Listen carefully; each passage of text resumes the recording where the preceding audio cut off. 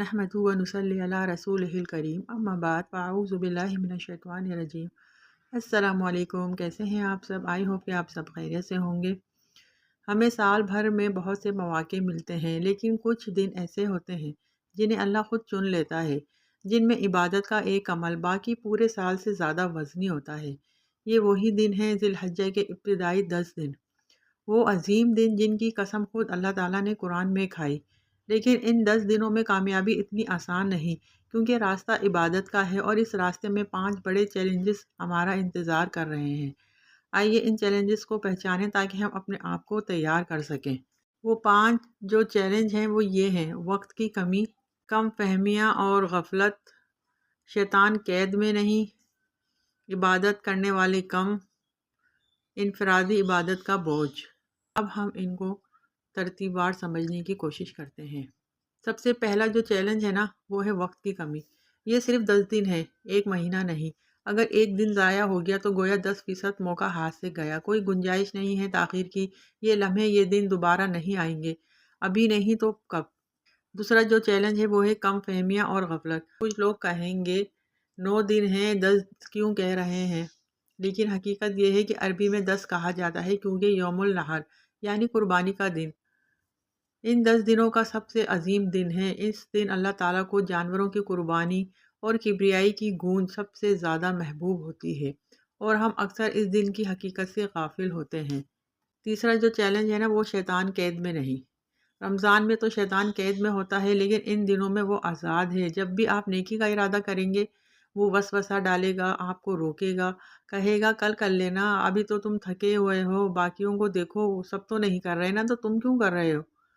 यही वक्त है इसके खिलाफ जहाद का, अपने दिल के अंदर की जंग का। इसके बाद है चौथा चैलेंज, इबादत करने वाले कम। देखिए, रमज़ान में तो माहौल बनता है, हर कोई रोज़े रख रहा होता है, मसाजिद भरी होती हैं, लेकिन इन दिनों में आप अकेले होंगे।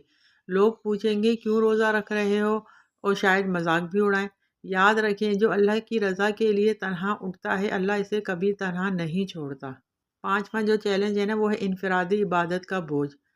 देखिए, रमज़ान में हम इज्तिमाई इबादत से जुड़े होते हैं, तरावी, अफ्तार, अस्कार सब साथ साथ होते हैं, लेकिन ये जो दिन है ना, आपकी और आपके रब के दरमियान एक तन्हाई का मौका है। कोई आपको उठाने नहीं आएगा, ना कोई आपको तरगीब देगा, ना कोई आपको मोटिवेट करेगा। ये तन्हाई ही असल आपका इम्तहान है, आप, आपकी ख्वाहिशात और अल्लाह का रास्ता। ये चैलेंजेस मुश्किल ज़रूर हैं, लेकिन जिसने पहचान लिया, जिसने अपने दिल को जगा लिया, वो कामयाब हो जाएगा इंशाअल्लाह। कभी सोचा, अगर ये मेरी ज़िंदगी के आखिरी 10 दिन हों, क्या मैं इन्हें ज़ाया कर दूं? क्या मैं इस मौके को जो अल्लाह ने ख़ास मेरे लिए चुना हो, यूं ही जाने दूं? नहीं, अब नहीं। अब वक्त है जागने का, अब वक्त है ख़ुद को झंझोड़ने का। हमने रमज़ान गुजारा, अब ये 10 दिन अमल की कसौटी है। ये बताने का वक्त है कि हमने रमज़ान से क्या सीखा। ये साबित करने का वक्त है कि हम वाकई अल्लाह से मोहब्बत करते हैं। तो उठें, रात की तन्हाई में सजदे की नमज़दा ज़मीन पर अल्लाह को अपनी कमज़ोरी, अपनी उम्मीद, अपना इश्क सुनाओ। ये 10 दिन तुम्हें बदल सकते हैं, तुम्हारी तकदीर बदल सकते हैं, और तुम्हें जन्नत के करीब ले जा सकते हैं। बस एक शर्त है, खुलूस, कुर्बानी और मुसलसल कोशिश। नियत सच्ची हो तो राहें खुद खुलती हैं, दिल अल्लाह के लिए धड़के तो रब खुद करीब आता है।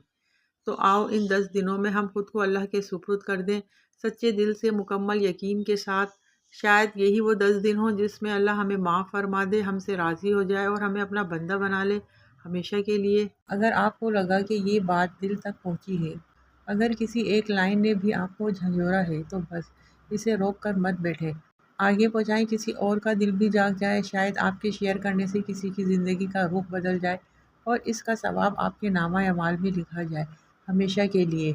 ये सिर्फ शेयर नहीं, सदका जारिया है।